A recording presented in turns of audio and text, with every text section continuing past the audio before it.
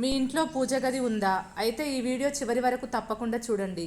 ఎందుకంటే పూజ గదిలో చేయకూడని కొన్ని పనులు మీకు తెలియకుండా జరిగితే ఇంట్లో శాంతి, సంపద తగ్గిపోతుందని చెబుతారు. ఇల్లు ఒక దేవాలయం అయితే పూజ గది ఆ దేవాలయానికి గర్భాలయం లాంటిది. మన ఇంటి సుఖశాంతులు మనం పూజ చేసే విధానంపైనే ఆధారపడి ఉంటాయి. కానీ మనం పూజ గదిలో చేసే చిన్న చిన్న పొరపాట్లు మన ప్రగతిని అడ్డుకుంటాయని మీకు తెలుసా? అసలు పూజగది వాస్తు ఎలా ఉండాలి? పూజగదిలో ఎలాంటి ఫోటోలు ఉండాలి? దేవుడికి నైవేద్యం ఎలా పెట్టాలి? నమస్కారం చేసే సరైన పద్ధతి ఏంటి? ఇలాంటి విషయాల గురించి ఈరోజు ఈ వీడియోలో మీ పూజగదికి సంబంధించిన ప్రతి రహస్యాన్ని అత్యంత లోతుగా తెలుసుకుందాము. వీడియోను ఎక్కడా కూడా స్కిప్ చేయకుండా చూడండి. ఇప్పుడు మనం ముందుగా జాగ్రత్త పడాల్సిన విషయం, ఇంట్లో కానీ పూజ గదిలో కానీ ఎలాంటి ఫోటోలు ఉండకూడదో చూద్దాము. ఉగ్రరూపాలు, కళ్ళు ఎర్రగా ఉండి ఆయుధాలు పట్టి యుద్ధం చేస్తున్నట్లు ఉండేటువంటి ఫోటోలు, అంటే ఉగ్ర నరసింహస్వామి, కాళికామాత వంటి ఫోటోలు ఇంట్లో ఉంచకపోవడమే మంచిది. నటరాజస్వామి, శివుడు తాండవం విధ్వంసానికి సంకేతం కాబట్టి నటరాజ విగ్రహం లేదా ఫోటో ఇంట్లో ఉండకూడదు. శనిదేవుడు, శనిదేవుడిని గుడిలో దర్శించుకోవాలి. ఇంటి పూజగదిలో ఆయన ఫోటో అవసరం లేదు. పూజగది అనేది ఇంట్లోనే అత్యంత పవిత్రమైన ప్రదేశం. అక్కడి శక్తి మన ఇంటి వాతావరణాన్ని ప్రభావితం చేస్తుంది. అందుకే పూజగదిలో మనం తెలియక చేసే చిన్న చిన్న తప్పులు కూడా ప్రతికూల ఫలితాలను ఇస్తాయి. పూజగదిలో అస్సలు చేయకూడని పనులేమిటో ఇప్పుడు చూద్దాము. విరిగిన లేదా పగిలిన ఫోటోలు పూజగదిలో, అద్దం పగిలిన ఫోటోలు, రంగు వెలిసిన ఫోటోలు లేదా విరిగిన విగ్రహాలు అస్సలు ఉండకూడదు. ఇవి ఇంట్లో అశాంతిని కలిగిస్తాయి. వాటిని గుడిలో చెట్టు కింద పెట్టాలి. పూర్వీకుల ఫోటోలు, చాలామంది చేసే అతిపెద్ద తప్పు ఇది. మరణించిన మన పెద్దల ఫోటోలను దేవుడి పటాల మధ్యలో పెట్టకూడదు. దేవుడు వేరు, పితృదేవతలు వేరు. వారి ఫోటోలను పూజగదిలో కాకుండా విడిగా దక్షిణ దిశ గోడపై ఉంచాలి. వాడిపోయిన పువ్వులు, దేవుడికి నిన్న పెట్టిన పువ్వులను ఈరోజు ఉదయాన్నే తీసేయాలి. వాడిపోయిన పువ్వులు, పండ్లు పూజగదిలో ఉంటే అది నెగిటివ్ ఎనర్జీని ఆకర్షిస్తుంది. ఎప్పుడు తాజా పువ్వులతోనే పూజ చేయాలి. పూజగదిలోకి వెళ్ళేటప్పుడు బెల్టులు, పర్సులు లేదా తోలుతో చేసిన ఏ వస్తువునైనా బయట విడిచి పెట్టాలి. తోలు అశుభ్రమైనదిగా పరిగణించబడుతుంది. ఒకటి కంటే ఎక్కువ విగ్రహాలు ఉండకూడదు. ఒకే దేవుడికి సంబంధించిన విగ్రహాలు 2, 3 ఉండకూడదు. ముఖ్యంగా వినాయకుడు, లక్ష్మీదేవి పటాలు లేదా విగ్రహాలు జతలుగా, అంటే 2 కంటే ఎక్కువ ఉండటం మంచిది కాదు. పూజగదిలో కూర్చొని గొడవ పడటం, ఇతరుల గురించి చెడుగా మాట్లాడటం లేదా ఏడవటం చేయకూడదు. ఇది ప్రశాంతతను ఇచ్చే చోటు. అక్కడ మనసు నిర్మలంగా ఉండాలి. దీపం వెలిగించేటప్పుడు అది గాలికి ఆరిపోకుండా చూసుకోవాలి. అలాగే ఒక దీపం నుండి మరొక దీపాన్ని వెలిగించకూడదు. అగ్గిపుల్లతోనే విడివిడిగా వెలిగించాలి. పూజ గదిలో అవసరం లేని పాత సామాన్లు, ఇనుప వస్తువులు లేదా పనికిరాని వస్తువులను దాచకూడదు. పూజ గదిని వారానికి ఒకసారి తప్పకుండా శుభ్రం చేయాలి. మురికిగా ఉంటే లక్ష్మీదేవి ఆ ఇంట్లో నిలువదు. పూజ గది ద్వారం దగ్గర కూడా చెప్పులు విడవకూడదు. కొంచెం దూరంగా ఉంచాలి. ఉగ్ర రూపాల్లో ఉన్న దేవతల ఫోటోలు, అంటే కాళికామాత, చాముండి మాత వంటి చాలా ఉగ్ర రూపాలు గల చిత్రాలను పూజ గదిలో పెట్టకపోవడం మంచిదని చెబుతారు. ఇవి దేవాలయాల్లో ఉండటమే మంచిది. పూజ గదిలో చాలా పెద్ద విగ్రహాలు ఉంచడం మంచిది కాదు. ఇంటి పూజ కోసం చిన్న విగ్రహాలు సరిపోతాయి. యుద్ధం లేదా కోపంగా ఉన్న దేవతల చిత్రాలు, నరసింహస్వామి హిరణ్యకశపుని సంహరిస్తున్న చిత్రం వంటి ఉగ్ర దృశ్యాలు ఇంట్లో పెట్టకూడదని చాలామంది నమ్మకం.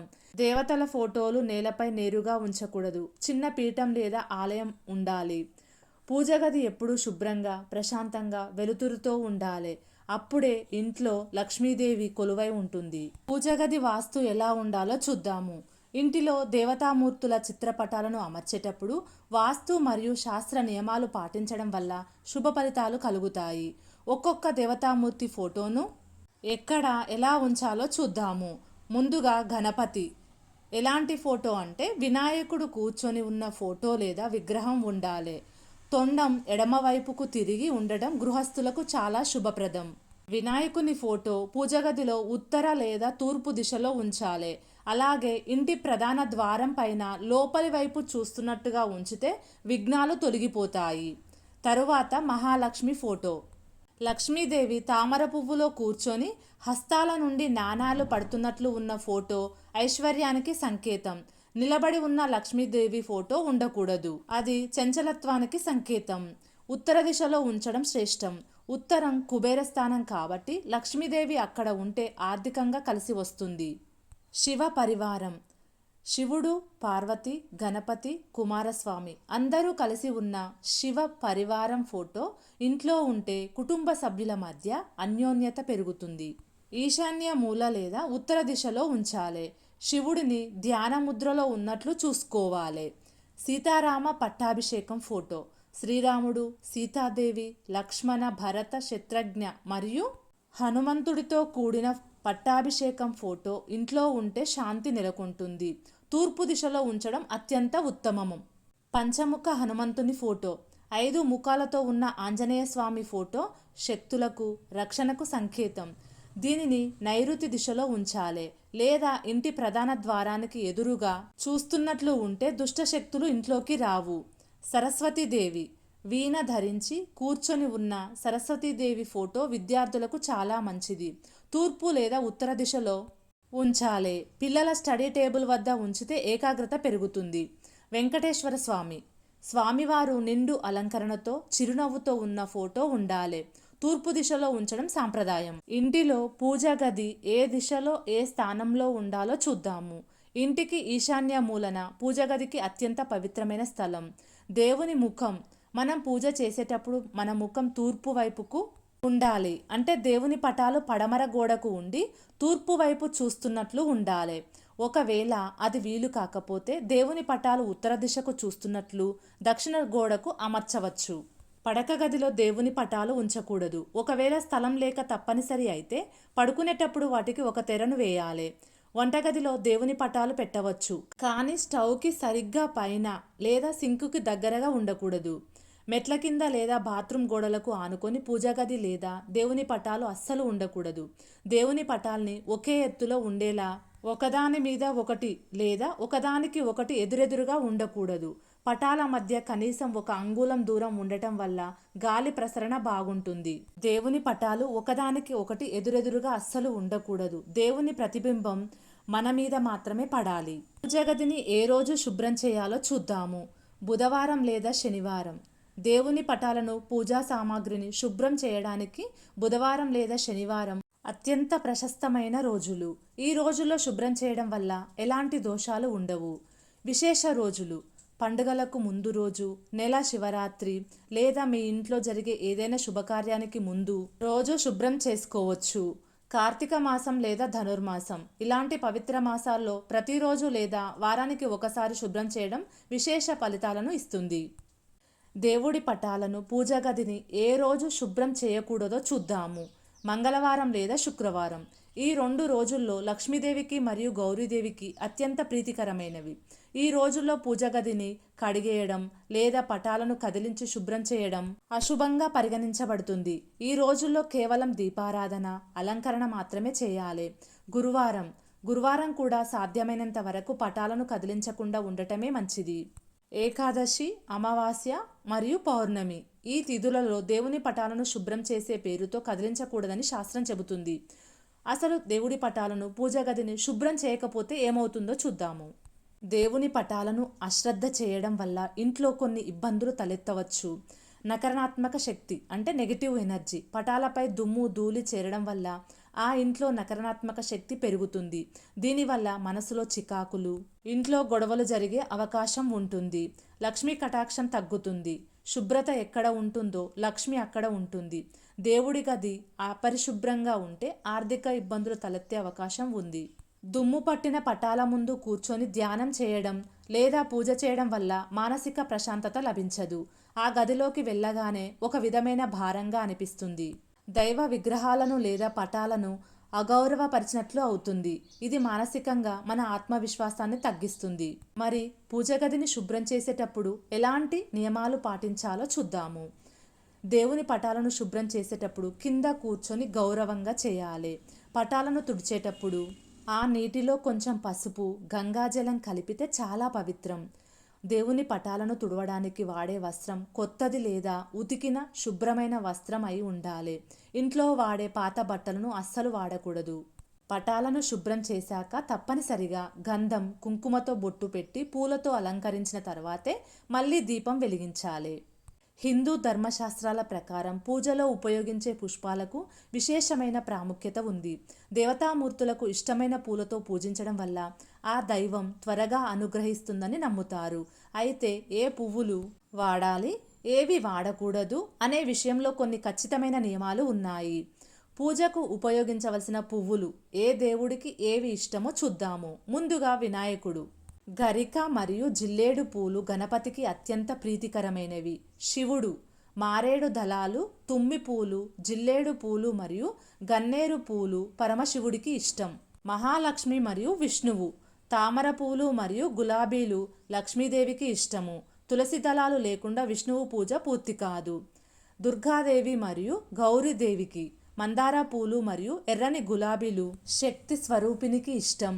సరస్వతీదేవి. తెల్లని తామర, మల్లెపూలు మరియు గన్నేరు పూలు చదువుల తల్లికి ప్రీతికరం. వెంకటేశ్వర స్వామి. సంపెంగ పూలు మరియు తులసి మాలలు ఇష్టము. పూజలో అస్సలు వాడకూడని పువ్వులు, నిషిద్ధ పుష్పాలేంటో చూద్దాము. వాడిపోయిన పువ్వులు, చెట్టు నుండి కోసి చాలాసేపు అయినవి లేదా వాడిపోయిన పువ్వులను దేవుడికి అర్పించకూడదు. కింద పడిన పూలు, చెట్టు నుండి దానంతటా అది నేల మీద పడిన పువ్వులను పూజకు వాడకూడదు. పారిజాతం పూలు దీనికి మినహాయింపు. పరిమళం లేనివి, అస్సలు వాసన లేని పూలను పూజకు ఉపయోగించకూడదు. మొగ్గలు, వికసించిన పువ్వులనే వాడాలి పూజకు. మొగ్గలను దేవుడికి పెట్టకూడదు. అయితే మల్లె మొగ్గలు మరియు కనకాంబరం మొగ్గలను మినహాయింపు ఉంది. పాడైన పువ్వులు, పురుగులు పట్టినవి, రేకులు విరిగిపోయినవి లేదా అపవిత్రమైన చోట పెరిగిన పూలను వాడకూడదు. మొగలి పువ్వు. శివుడి పూజలో మొగలి పువ్వును అస్సలు వాడకూడదు. శివపురాణం ప్రకారం ఇది శాపగ్రస్తమైనది. తులసి. శివుడికి, శివలింగానికి తులసి దళాలతో పూజ చేయకూడదు. మల్లెపూలు వినాయకుడికి. కొన్ని సాంప్రదాయాల ప్రకారం వినాయకుడికి మల్లెపూలు వాడరు. పూలను దేవుడి కోసం ఎలా సేకరించాలి, సేకరించేటప్పుడు పాటించవలసిన నియమాలేంటో చూద్దాము. స్నానం చేసిన తర్వాతనే పూలను కోయాలి. పూలను కోసే ముందు స్నానం చేసి శుభ్రమైన దుస్తులు ధరించాలి. పూలను గోర్లతో గిల్లకూడదు. కేవలం వేళ్లతోనే జాగ్రత్తగా కోయాలి. పూలను కోసి నోటితో ఊదడం, వాటి వాసన చూడటం చేయకూడదు. మనం వాసన చూసిన పువ్వులు దేవుడికి నివేదించడానికి అనర్హం.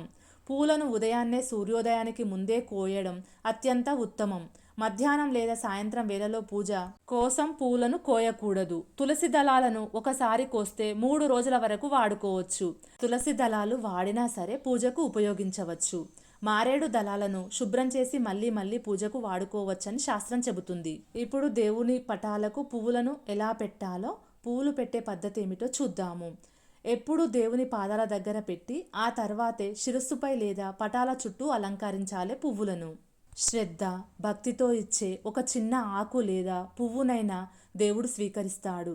కానీ శాస్త్ర నియమాలను పాటించడం వల్ల ఆ పూజకు సంపూర్ణ ఫలితం లభిస్తుంది. దేవుడికి నైవేద్యం ఎలా సమర్పించాలో చూద్దాము. నైవేద్యం గిన్నెను నేరుగా నేలపై పెట్టకూడదు. ఒక పీట లేదా తమలపాకుపై ఉంచాలి. నైవేద్యం పెట్టేటప్పుడు నీటితో దేవుడి చుట్టూ మంత్రాన్ని పఠిస్తూ ప్రోక్షించాలి. దేవుడికి నైవేద్యం ఆవిరి తగిలేలా దగ్గరగా ఉంచాలి. నైవేద్యం పెట్టిన 10 నిమిషాల తర్వాత దానిని తీసివేయాలి. రోజంతా అక్కడే ఉంచకూడదు. దుమ్ము పడుతుంది, దోషం వస్తుంది. నిమిషాల తర్వాత కుటుంబ సభ్యులు నైవేద్యాన్ని స్వీకరించాలి. దేవుడికి నమస్కారం ఎలా చేయాలి, ఎలా చేయకూడదో చూద్దాము. సరైన పద్ధతి. పురుషులు సాష్టాంగ నమస్కారం అంటే 8 అంగుళాలు నేలకు తగిలేలా, స్త్రీలు పంచాంగ నమస్కారం అంటే మోకాళ్ళపై వంగి చేయాలి. ఎలా చేయకూడదో నమస్కారం చూద్దాము. ఒకే చేత్తో మొక్కుకోవడం, తలస్నానం చేయకుండా మొక్కడం, దేవుడికి వెనక భాగం చూపిస్తూ నిలబడడం మహాపాపం. దేవుడికి ఎదురుగా నిలబడి మొక్కకూడదు. కొంచెం పక్కకు నిలబడి నమస్కరించాలి. హారతి ఇచ్చే పద్ధతి చూద్దాము. హారతి ఎప్పుడు ఓంకార ఆకృతిలో లేదా శూన్య ఆకృతిలో తిప్పాలి. పాదాల దగ్గర 4 సార్లు, నాభి అంటే బొడ్డు దగ్గర 2 సార్లు, ముఖం దగ్గర 1 సారి, మొత్తం శరీరం చుట్టూ 7 సార్లు హారతిని తిప్పాలి. హారతి ఇచ్చేటప్పుడు గంట వాయించడం వల్ల నెగిటివ్ వైబ్రేషన్స్ తొలగిపోతాయి. పూజ గది దేవాలయం ఉన్న స్థలం చాలా పవిత్రమైనది, అందుకే అక్కడ కొన్ని పనులు చేయకూడదు అని శాస్త్రాలు చెబుతున్నాయి. ఈ నియమాలు పాటిస్తే ఇంట్లో శాంతి, ఐశ్వర్యం, దైవానుగ్రహం పెరుగుతాయని నమ్మకం. పూజ గదిలో చేయకూడని పనులు: చెప్పులు వేసుకొని లోపలికి వెళ్ళకూడదు. పూజ గది పవిత్రమైన స్థలం. చెప్పులు వేసుకొని వెళ్ళడం అనేది దేవతలకు అవమానంగా భావిస్తారు. పూజ గదిలో కోపంగా మాట్లాడకూడదు. అక్కడ గొడవలు, కోపం, కఠినమైన మాటలు అస్సలు మాట్లాడకూడదు. చెత్త వస్తువులు ఉంచకూడదు. పాడైన విగ్రహాలు, పగిలిన ఫోటోలు, ఎండిపోయిన పువ్వులు ఎక్కువ రోజుల పాటు ఉంచకూడదు. పూజ గదిలో డబ్బులు, బిళ్ళలు, అవసరం లేని వస్తువులు పెట్టకూడదు. పూజ గది స్టోర్ రూమ్లా ఉపయోగించకూడదు. అక్కడ దేవతలకు సంబంధించిన వస్తువులే ఉండేలా చూసుకోవాలి. పూజ గదిలో తినకూడదు. ప్రసాదం తీసుకోవచ్చు, కానీ అక్కడ కూర్చొని భోజనం చేయడం మంచిది కాదు. పూజ గది ఎప్పుడు శుభ్రంగా వెలుతురుతో ఉండాలి. దీపం వెలిగించడం మంచిది. అపవిత్రంగా ఉన్నప్పుడు పూజ గదిలోకి వెళ్ళకూడదు. స్నానం చేయకుండా లేదా శుభ్రంగా లేకుండా పూజ గదిలోకి వెళ్ళకపోవడం మంచిది. పగిలిన దీపాలు ఉపయోగించకూడదు. పగిలిన దీపం లేదా మట్టి ప్రమిదలు లేదా విగ్రహాలను పూజలో ఉపయోగించడం శుభం కాదు. పూజ గది ఎప్పుడు శుభ్రంగా, సువాసనతో, ప్రశాంతంగా ఉండాలి. అప్పుడు మాత్రమే ఆ ఇంట్లో లక్ష్మీదేవి స్థిరంగా ఉంటారని పెద్దలు చెబుతున్నారు. పూజ గది అనేది ఇంట్లో దేవాలయం లాంటిది. అక్కడ శుభ్రత, భక్తి, పవిత్రత ఉంటే మన జీవితంలో కూడా శాంతి వస్తుంది. ప్రతిరోజు భక్తితో పూజ చేస్తే ఆ భగవంతుడి ఆశీర్వాదం మనకు లభిస్తుంది. మీ ఇంట్లో కూడా పూజ గదిని ఈ నియమాలతో నిర్వహిస్తే మీ జీవితంలో శుభం తప్పకుండా పెరుగుతుంది. సమస్త లోక సుఖినో భవంతు. సర్వం శ్రీకృష్ణార్పణమస్తు. ఈ వీడియో మీకు నచ్చితే వెంటనే జ్యోతి భక్తి భోజనం ఛానల్ని సబ్స్క్రైబ్ చేసుకోండి. మళ్ళీ మరో మంచి వీడియోతో మీ ముందుకు వస్తాను. అప్పటి వరకు సెలవు. ధన్యవాదాలు.